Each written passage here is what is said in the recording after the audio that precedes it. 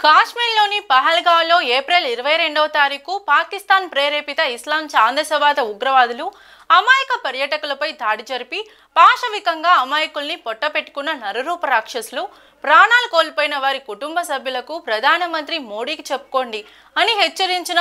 నేపథ్యంలో 26 మంది అమాయకుల ప్రాణాలు పొట్టన పెట్టుకున్న ఉగ్రవాదులను అంతం చేయాలని భారతీయుల యొక్క ప్రతీకార వాంఛను తీర్చే విధంగా ఇవాళ తెల్లవారక ముందే భారత సైన్యం పీఓకే మరియు పాకిస్తాన్లోని ఉగ్రవాద శిబిరాలపై దాడి చేసి మట్టు పెట్టడాన్ని భారతీయులందరూ ఆనంద సంబరాలతో తెలియజేస్తున్న సందర్భంగా భారత సైన్యానికి క్షేమం మరియు విజయం ప్రసాదించాలని భారతీయులందరి విజయస్ఫూర్తి అయిన అభయాంజనేయ స్వామికి తిరుపతి పెదకాపు లేఅవుట్లో ప్రత్యేక పూజలు నిర్వహించి ప్రధానమంత్రి మోడీకి ఆయుష్ను భారత సైన్యానికి క్షేమం విజయం ప్రసాదించాలని భారత మాత చిత్రపటాన్ని ఉంచి జాతీయ జెండాను చేతపట్టుకొని భారత్ మాతాకి జై అంటూ నినాదాలిచ్చి బీజేపీ జిల్లా అధ్యక్షుడు సామంచి శ్రీనివాస్ నాయకత్వంలో పూజలు నిర్వహించారు.